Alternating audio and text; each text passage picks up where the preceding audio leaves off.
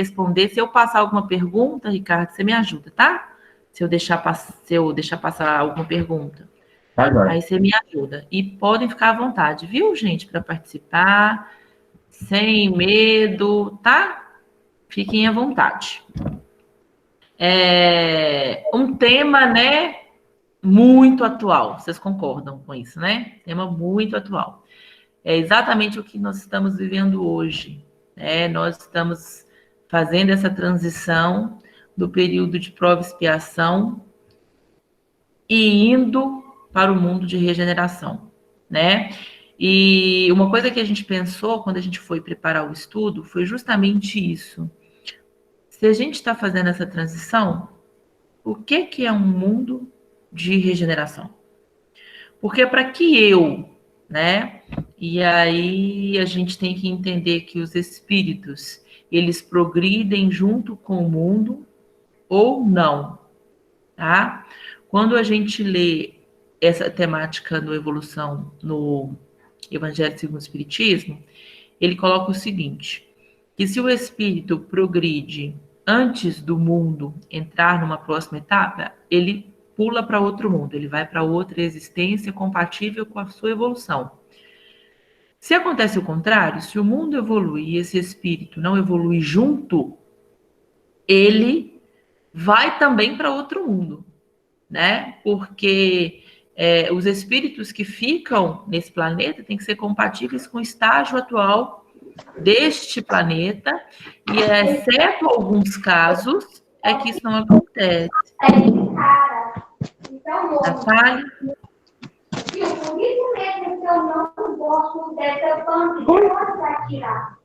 Natália, você quer falar alguma coisa?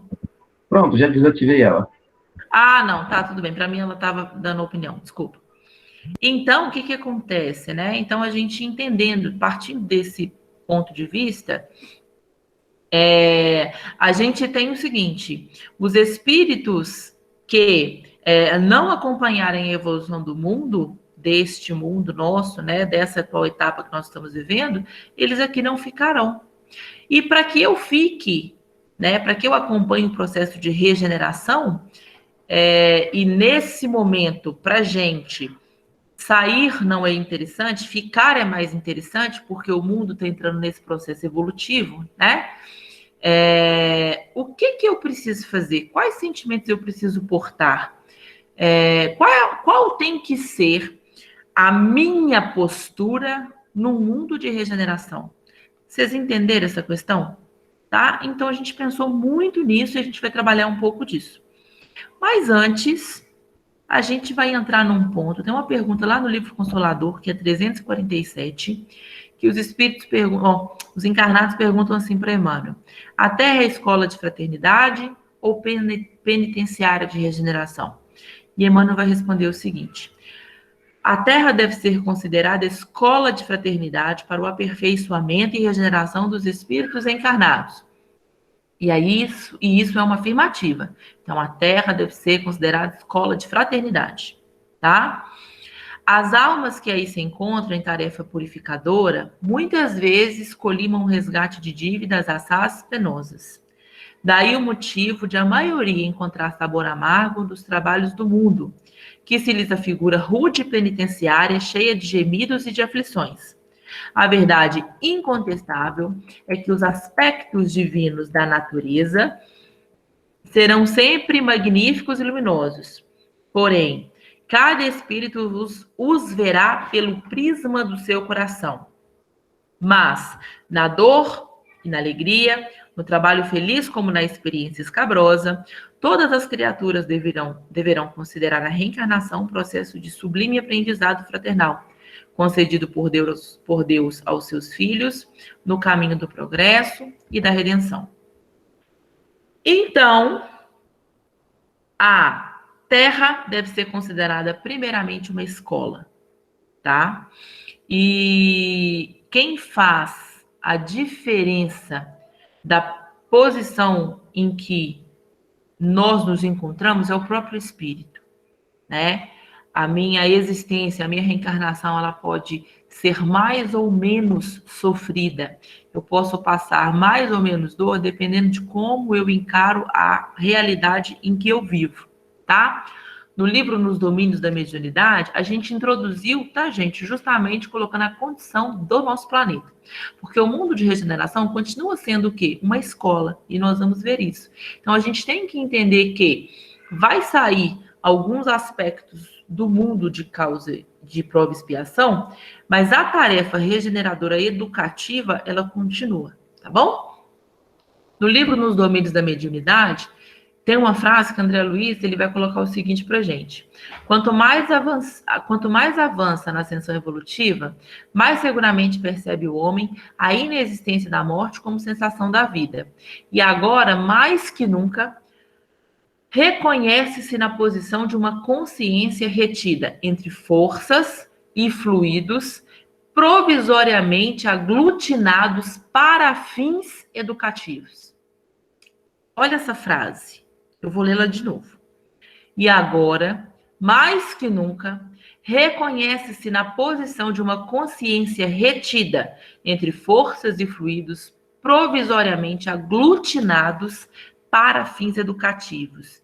É o primeiro capítulo do livro Nos Domínios da Mediunidade, onde ele está falando justamente sobre a importância das forças, dos fluidos, do pensamento, né? E aí ele coloca para gente que estamos envoltos em forças e fluidos que estão aglutinados para fins educativos. Então, a condição da Terra hoje é de escola, tá? Sempre foi e vai continuar sendo. Então, estamos encarnados para aprendizado do espírito. A dor, o resgate, a punição, elas também devem entrar nesse processo. E essa é uma característica das mais importantes, tá?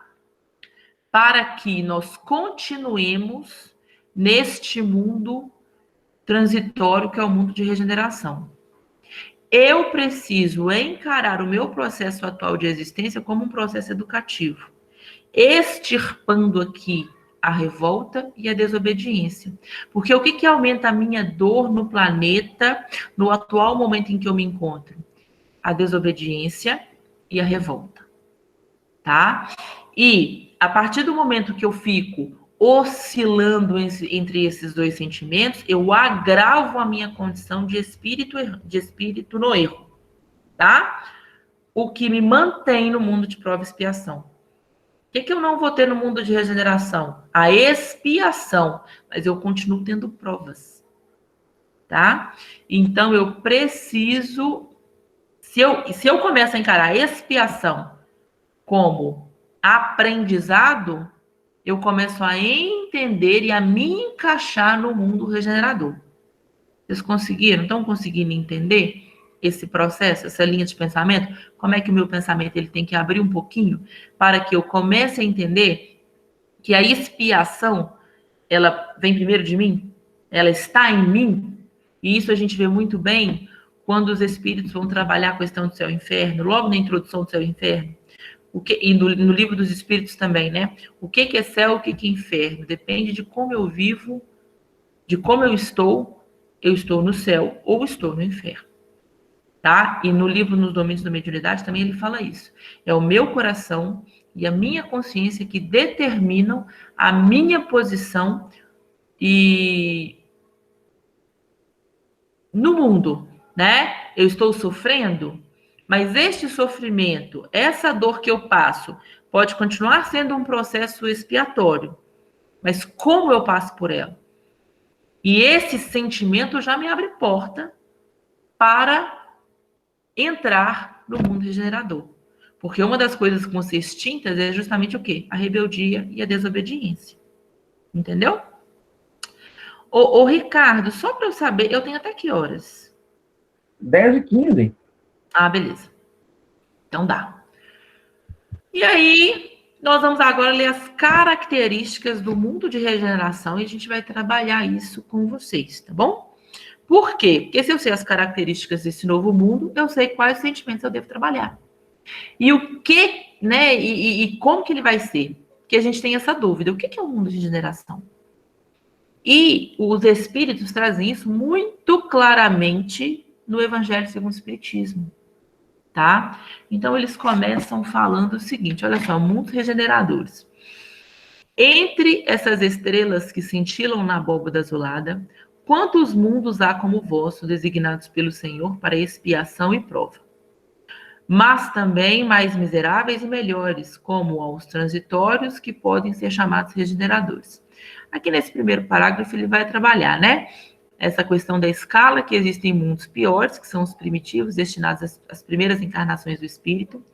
Existem os mundos de prova e expiação, que ele vai falar que é justamente para as criaturas que sucumbem, não é verdade?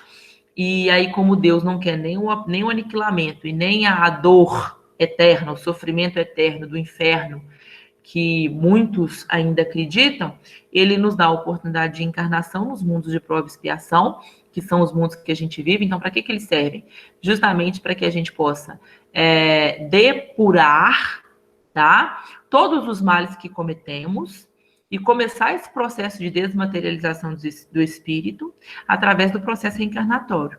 Então, a gente desencarna e reencarna, né? Desencarna e reencarna, para que nós possamos nos depurar e nos desmaterializar.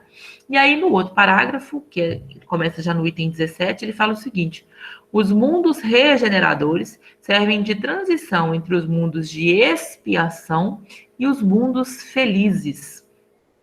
A alma que se arrepende, neles encontra a calma e o repouso, acabando de se depurar, tá? Quando a gente procura no dicionário o que significa o termo regeneração, porque os espíritos usam as palavras corretas para aquilo que elas servem, a gente vai encontrar o seguinte: recuperação moral ou espiritual, refortalecimento, revivificação, tá? Revivificação. Então, a gente encontra estes sinônimos, tá? Então, olha lá. Recuperação. Então, estamos num processo de recuperação, correto? Só que o mundo de regeneração, quais são os dois sentimentos que me mantém? Calma e o repouso. Então, eu encontro calma e repouso para acabar a minha depuração. Vamos nas bem-aventuranças? Quando ele fala o seguinte, quem é que lembra? Bem-aventurado. Tem dois. Os mansos, porque os mansos farão o quê? Quem que lembra? Quem quer arriscar?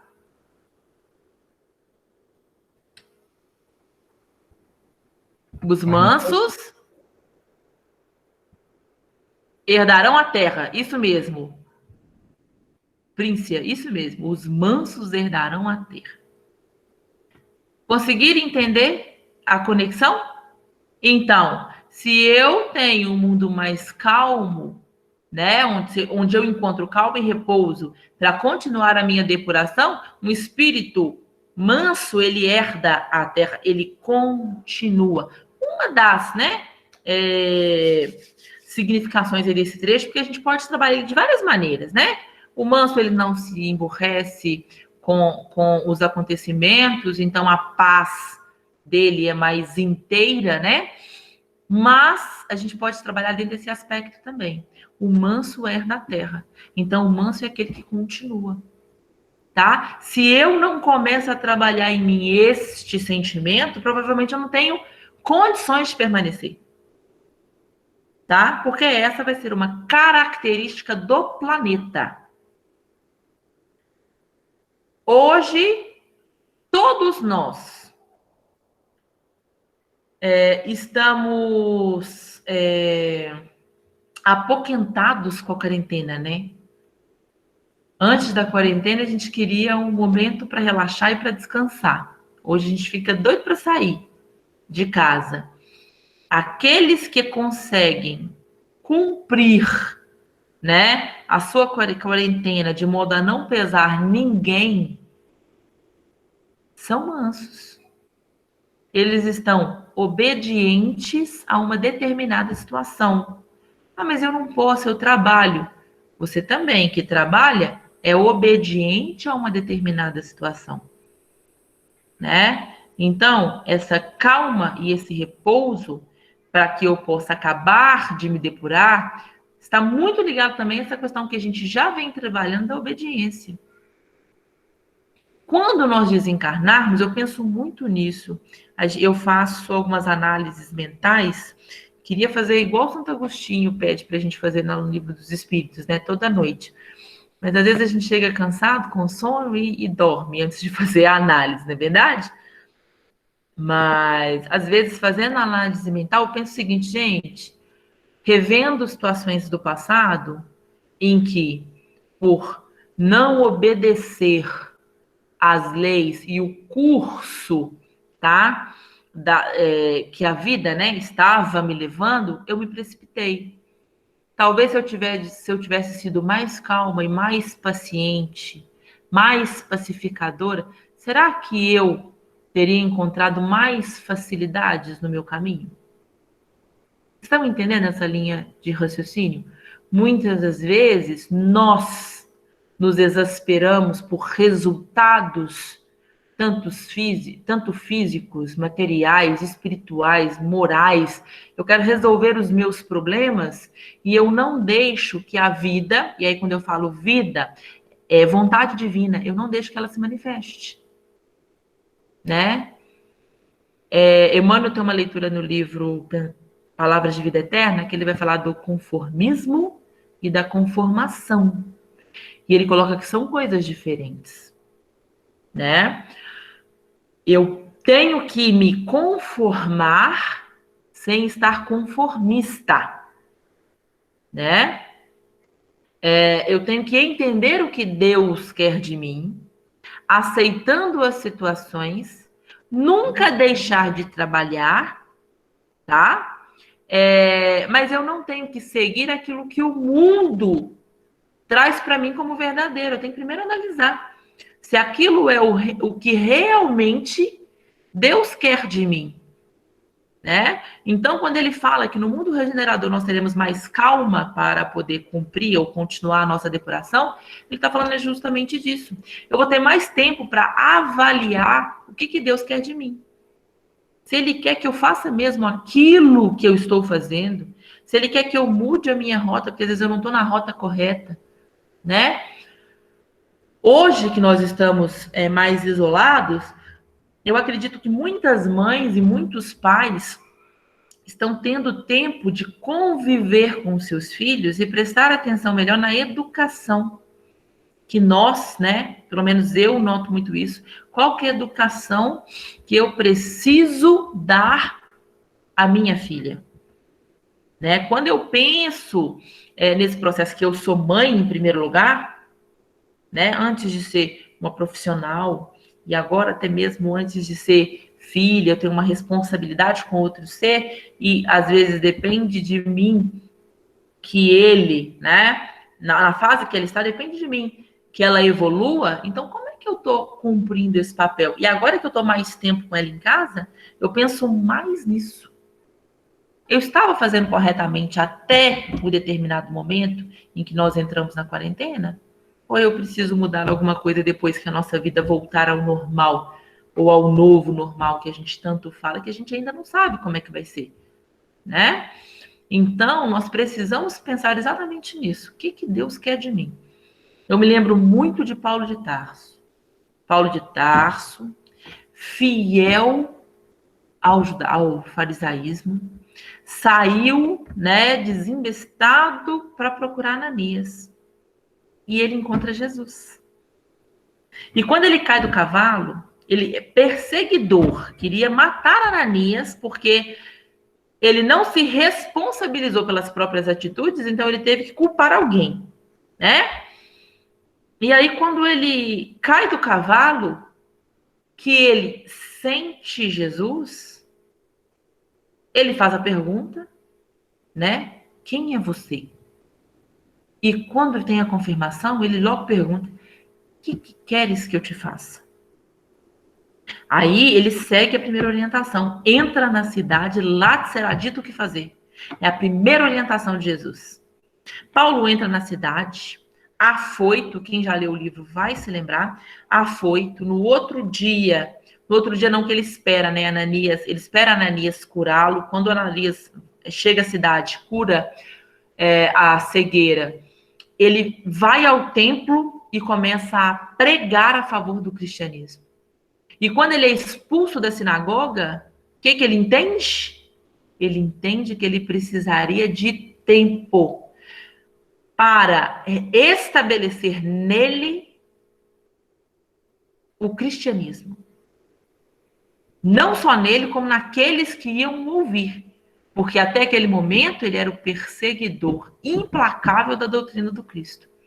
Então ele precisaria consolidar forças, ele precisaria consolidar atitudes, pensamentos para seguir num novo ideal, né?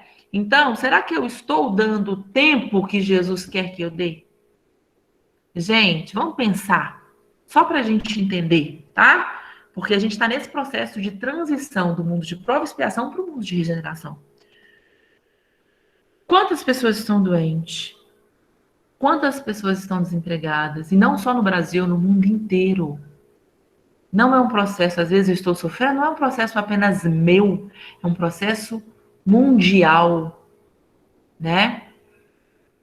Olha como que nós estamos sendo obrigados a mudar o nosso paradigma, né? Então, posturas que eu tinha até ontem, eu não posso ter mais. Por quê? Porque às vezes eu coloco a minha vida e a vida de outras pessoas em risco. A gente estava fazendo uma análise simples aqui em casa outro dia num culto no lar. Às vezes, quando a gente vê na televisão imagens dos orientais, sempre tem, né, um japonesinho, um chinesinho de máscara. Vocês já perceberam isso? Por quê? Porque lá eles têm já o hábito de quando eles estão gripados, eles usam a máscara para não contaminar as outras pessoas, né? Eles já têm esse hábito. Nós não fazemos isso. Às vezes eu estou gripado, eu não me importo se eu estou passando aquele vírus para alguém, se eu infecto alguém. Mas nós não tínhamos ainda parado para pensar nesse aspecto. Então, eu não estava ainda pensando no outro.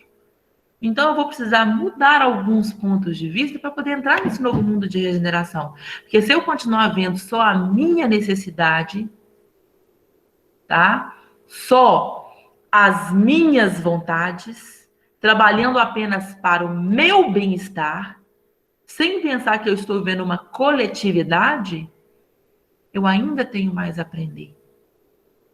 Então, o mundo de regeneração para mim ainda não dá. Porque não é esse quesito que ele me pede.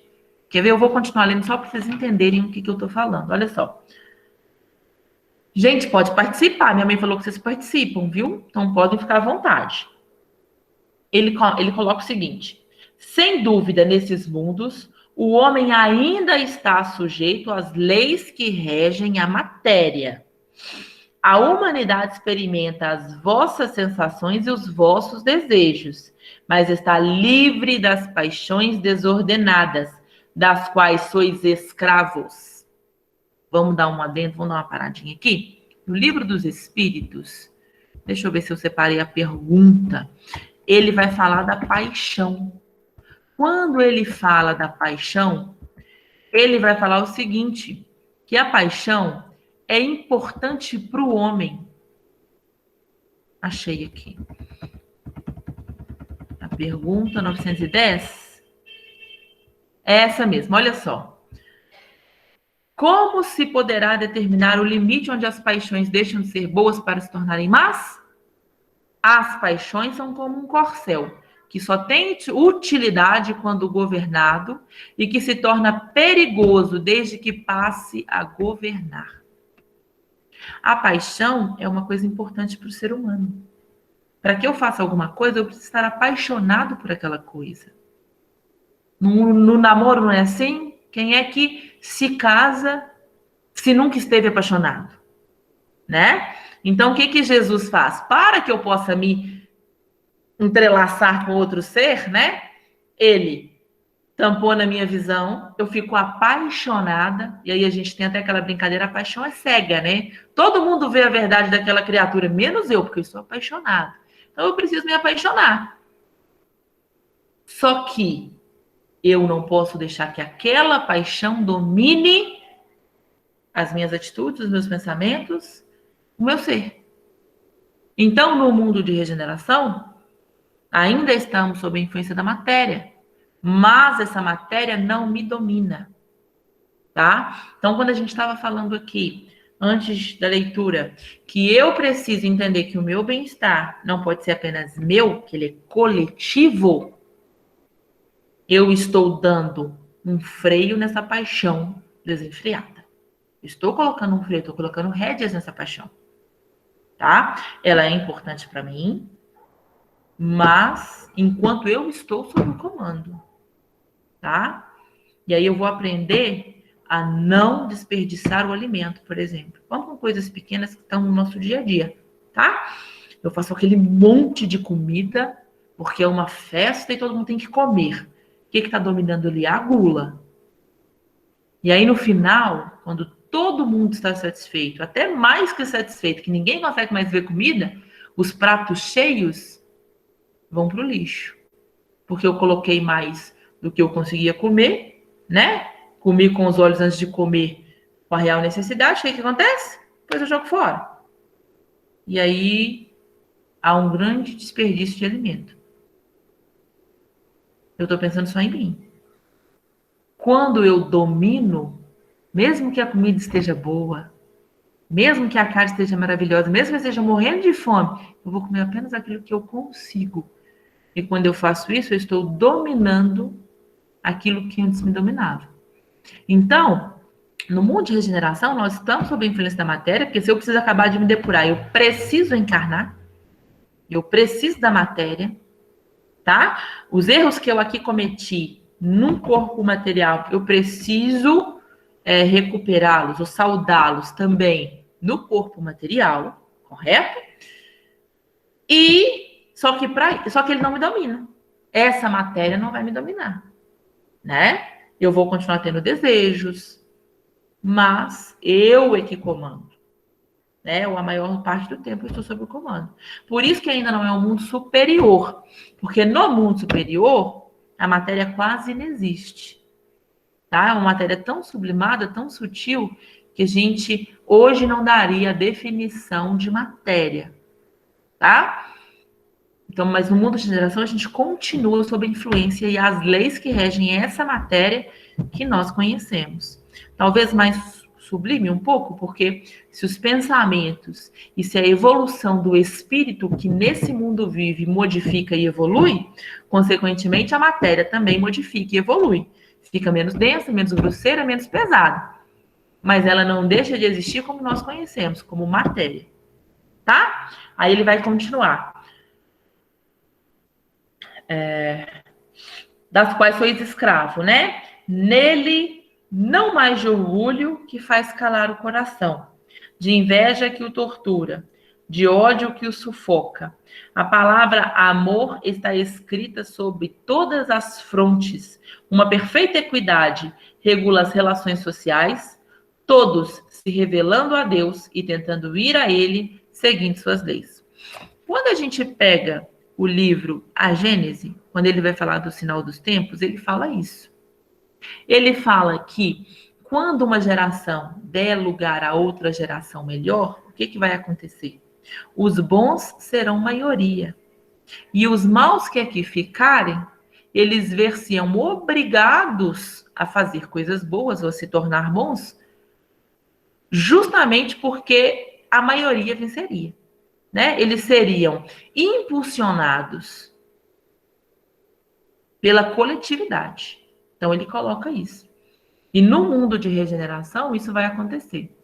Vamos citar um exemplo para a gente entender que isso já está acontecendo? Então, a gente teve a morte do George Floyd, né? E aí, de repente, se instaurou inúmeras manifestações contra o preconceito, contra o racismo. Então, a gente vê que a sociedade hoje não comporta o racismo. E a gente tem que entender que no processo reencarnatório, essa sociedade que não comporta o racismo são os mesmos espíritos que há alguns milênios atrás, em reencarnações antigas, eram preconceituosos, eram racistas e escravocratas. E hoje, esses espíritos lutam para que todos tenham o mesmo direito, tá? Sem que a cor da pele influencie em determinada ação e determinado tratamento. Então, eu não estou citando aqui, eu vou aí, tá, Tânia, só um momento.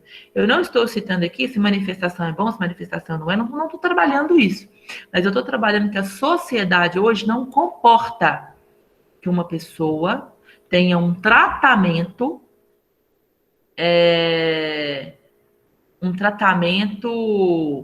diferenciado porque ela é preta ou ela é branca. Só que o Brasil, em 1500, era escravocrata. Tá? Então, é pouco tempo, se a gente for pensar em termos evolutivos.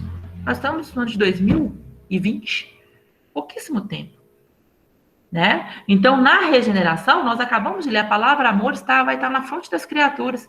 Eu não vou ter preconceito, nem de raça, nem de cor, nem de religião, nem de nada. Tá? Porque eu vou amar aquela pessoa que ali está antes de julgá-la pela aparência que ela demonstra. Soninha, boa noite. Em qual livro você está tirando esse assunto? Evangelho segundo o Espiritismo, capítulo 3. Isso mesmo, capítulo 3. Ele vai falar dos mundos, e aí eu me prendi só. É bom ler o capítulo inteiro, tá? Porque ele te dá base para chegar nesse item. Mas eu tô lendo só a parte do item 16, 17, e se der, a gente trabalha o 18. Tá bom? Mas vocês estão entendendo essa questão? Então, hoje, existem alguns pensamentos nossos que até poucos séculos eram normais e hoje não é mais. Por quê? Porque estamos melhorando conceitos, ideias, pensamentos. E isso a gente está melhorando por quê? Qual que é a causa, qual que é a razão disso? Tá? Nós vamos lá na pergunta 125 do livro Consolador, em que Emmanuel, não é 125, é 133, deixa eu só ver aqui. Não vou achar aqui agora. Estou no Consolador? Tô. Depois eu vou procurar aqui. Esse era 125 de cabeça aqui, mas não é não. 225. Ele fala o seguinte: como entender a salvação da alma e como conquistá-la? Então, Emmanuel responde o seguinte: dentro das claridades espirituais que o Consolador vem espalhando nos bastidores religiosos e filosóficos do mundo de si mesma, a caminho das mais elevadas aquisições e realizações do infinito. Considerando esse aspecto real, o problema de salvação da alma, somos todos compelidos a reconhecer que, se a providência divina movimentou todos os recursos indispensáveis ao progresso material do homem físico na Terra, o Evangelho de Jesus é a dádiva suprema do céu para a redenção do homem espiritual em marcha para o amor e sabedoria universais. Então, quando eu vejo uma atitude dessa hoje, onde o racismo já não é mais benquisto, né? Já não é nem aceitável, eu me lembro de Jesus, que conversou com mulheres. Na época em que mulher não valia nada. Animal valia mais que mulher. Porque você conseguia trazer recursos de sobrevivência com o animal. Tá? Ele dialoga com uma samaritana. Ele traz um exemplo onde o samaritano, que não era bem considerado pelos fariseus, era melhor espiritualmente. Então, eu consigo entender o que Jesus traz. Ele embasa, tá? a sua boa nova, ele coloca, ele fundamenta, né, essa nova doutrina, que seria o cristianismo, ele coloca na mão de pescadores, de pessoas sem importância alguma para aquela época. Então, quando eu olho e quando eu vejo o que está acontecendo hoje no mundo a respeito de transformação, eu entendo o que Jesus me disse lá atrás, que se eu quisesse mesmo, eu já estava fazendo isso. Eu não precisaria de tanto tempo para considerar um irmão como igual. Jesus já falava isso, gente, há 2000 anos atrás. E só agora é que eu estou entendendo que eu não posso tratar as pessoas de forma diferente. Então, no mundo de regeneração, esse preconceito, ele acaba. Ele não existe mais. Tá? Por isso que estamos num processo de transição para que essa criança que eu educo hoje, que tem este pensamento, quando ela for governar o mundo, o planeta, né? E aí, colocando planeta, vamos colocar todas as lideranças mundiais, ela consiga entender como é que ela vai fazer para governar o país de forma sem corrupção, sabe? De forma que ele cresça de forma moral, né? Não só visando o crescimento material e físico daquele planeta, mas de forma moral. E aqui não vai nenhuma crítica a nenhum governante, tá? Nem os que estão no poder, nem os que já passaram. Mas nós sabemos que o problema de corrupção é comum, não só no governo, quanto nas nossas casas. Dentro da minha casa, eu sou corrupto. E se eu sou corrupto dentro da minha casa, eu não posso cobrar uma postura diferente do meu governante. Então, eu preciso acabar com esse contexto. Por isso que nós estamos nesse período de transição. Para que eu entenda que no mundo de regeneração, se eu vou encontrar nesse mundo calma para acabar de me depurar, então problemas de corrupção não podem afetar o quê? Essa calma. Deu para entender? Ainda não é um mundo evoluído, não é um mundo superior, porque a minha concentração ainda é na minha depuração. Se a gente visita, a gente imagina, né? Porque eu acho que eu não conheço. Mas quando a gente pensa em mundos superiores, mundos elevados, a gente pensa em planetas, em pessoas, em agrupamentos que estão visando a melhora do universo, de outros planetas. Não foi assim que aconteceu? Quando a gente lê A Caminho da Luz, a gente vê uma reunião de espíritos que trabalham para a concepção de um mundo novo para receber capelinos. Então, quando você pensa em espíritos puros, mundos felizes, superiores, você pensa justamente nisso. Em espíritos que veem a coletividade, porque ele já está em paz, ele mesmo e Deus. Entendeu? Então, vamos continuar, porque o tempo é curto e o assunto é extenso.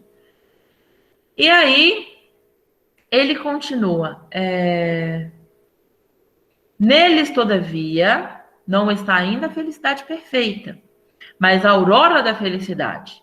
O homem aí é ainda de carne, por isso mesmo sujeito às vicissitudes de que não estão isentos, senão seres completamente desmaterializados.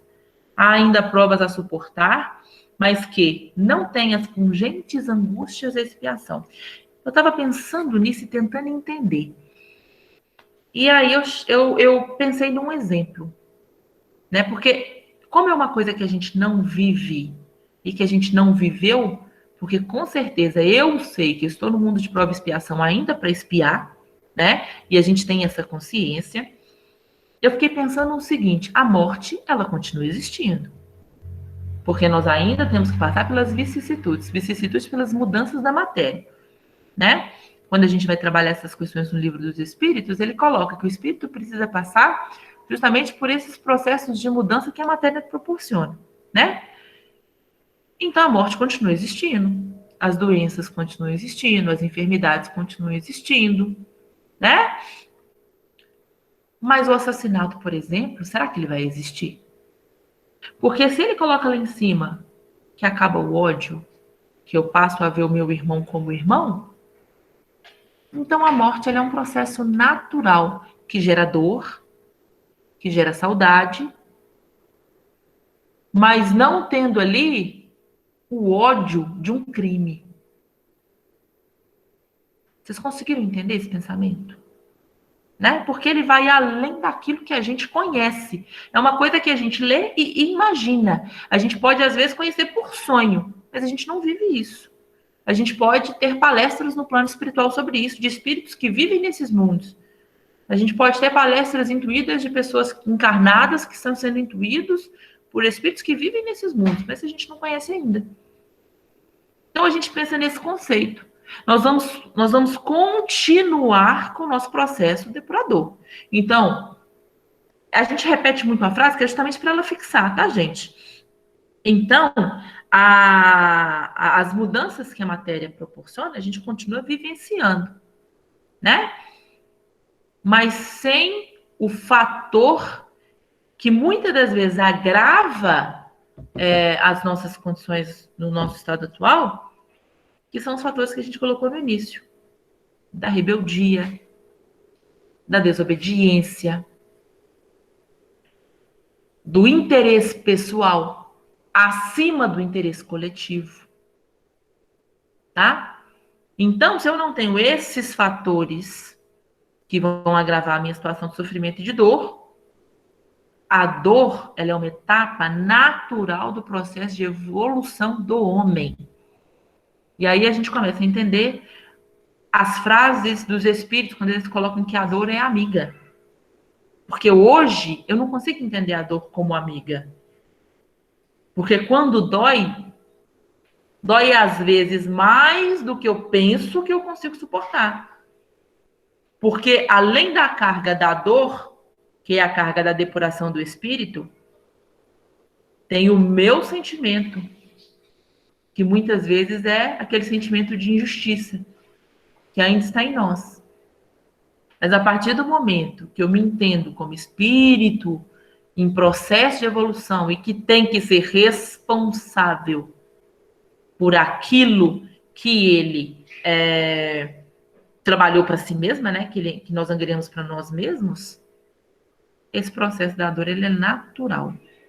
No livro Luz Acima, quando o espírito de Irmão X vai trabalhar a parábola dos talentos, ele coloca o último talento como a dor.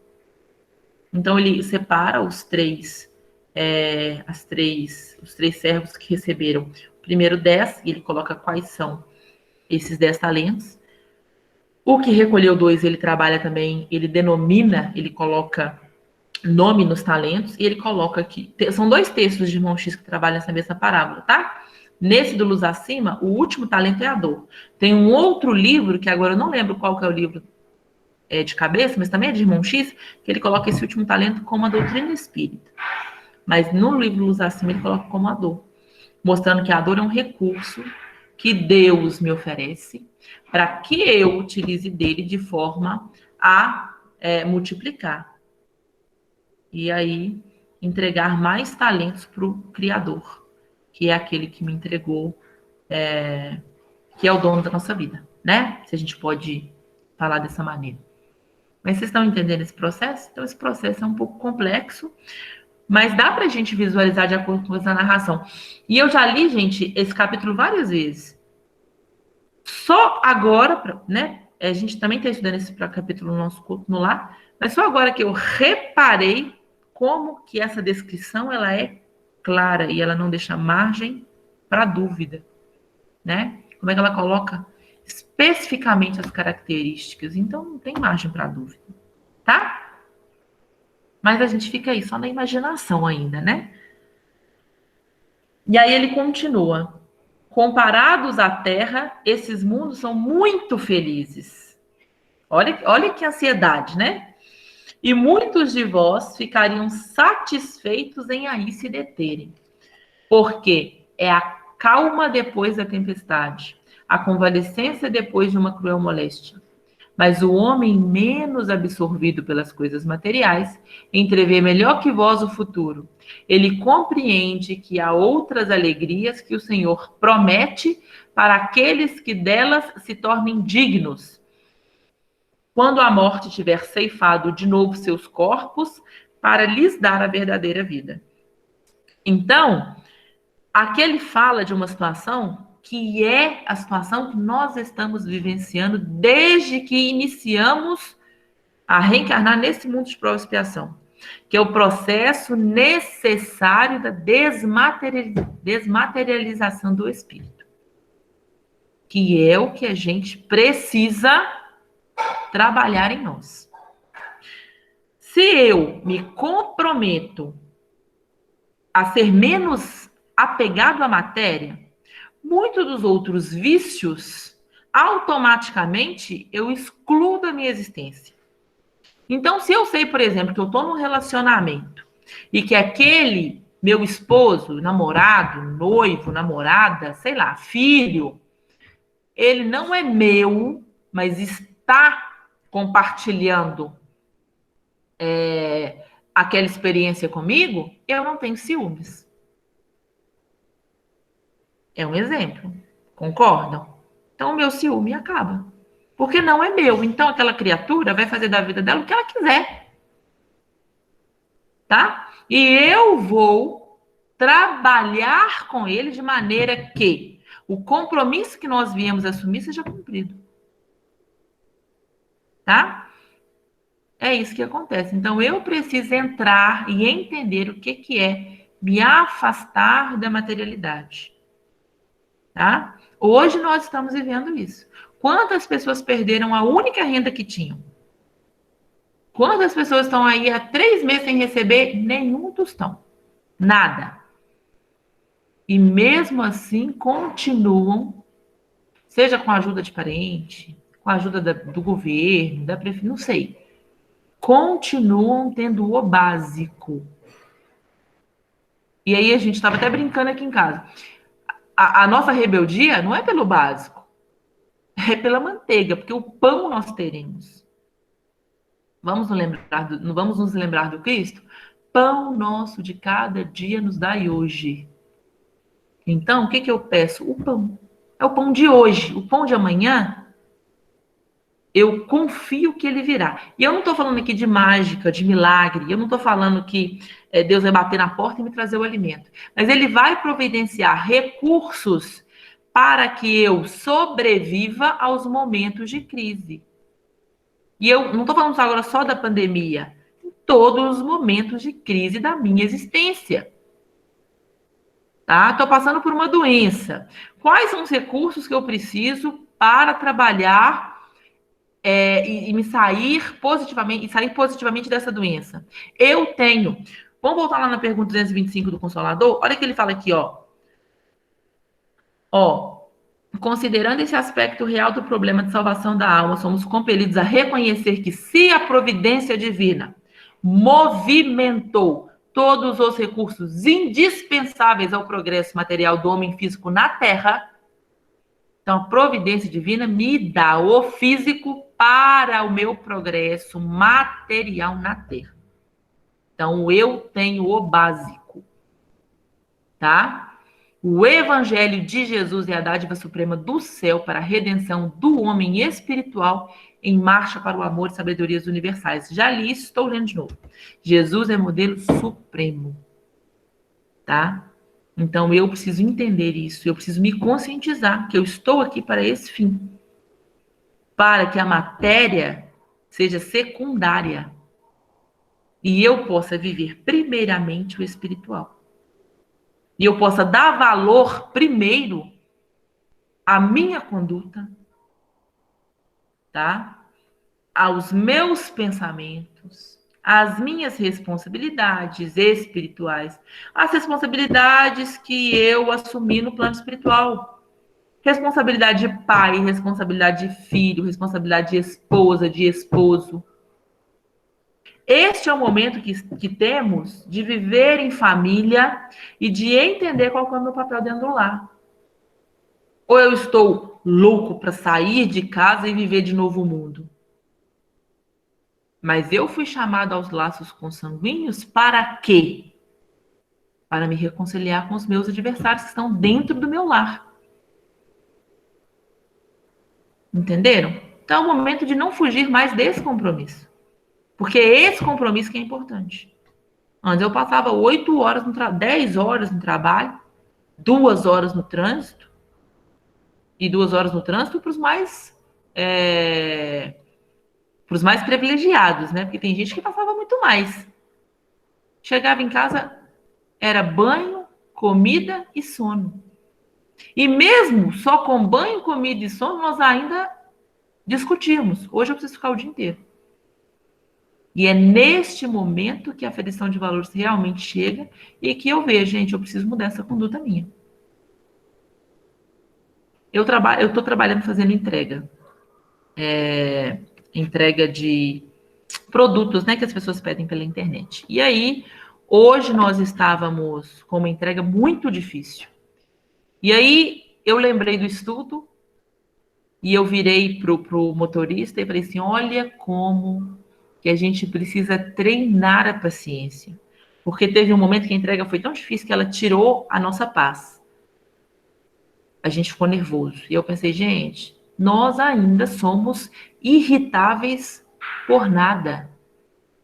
Porque foram menos de 15 minutos de 24 horas do dia e eu deixei que aquele momento perdurasse não só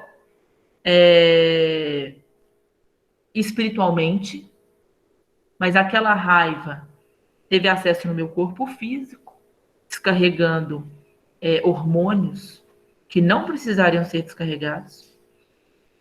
O psiquismo que eu deixei ali em volta, tanto da criatura que me atendeu, quanto do nosso ambiente de trabalho, que ali no momento era o veículo, tá?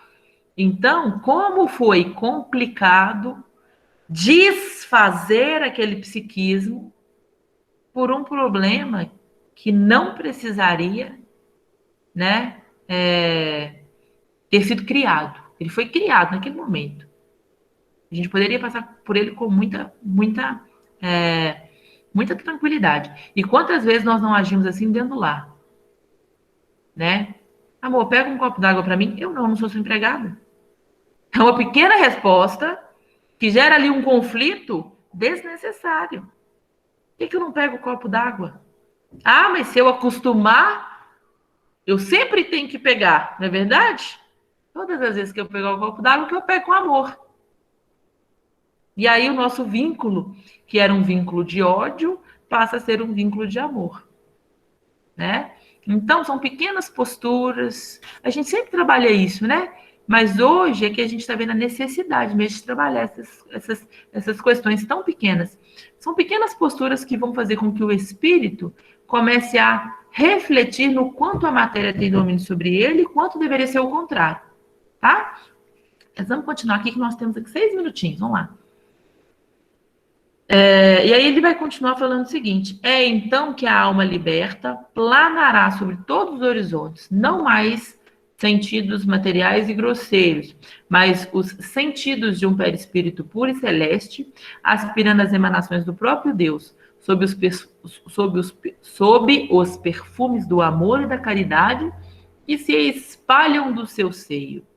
E aí, no livro Evangelho segundo o Espiritismo, quando Kardec, no próprio Evangelho, né, quando ele vai falar sobre a lei do amor, ele fala o seguinte: a lei de amor é aquela que resume a doutrina de Deus, de Jesus, né? No início, ela é instinto. Se esse instinto é corrompido, vira sensação. Se esse espírito é educado, se esse instinto é educado, ele vira sentimento. Então, vocês entenderam a frase aqui? Olha o que ele fala. Vou ler de novo só essa parte.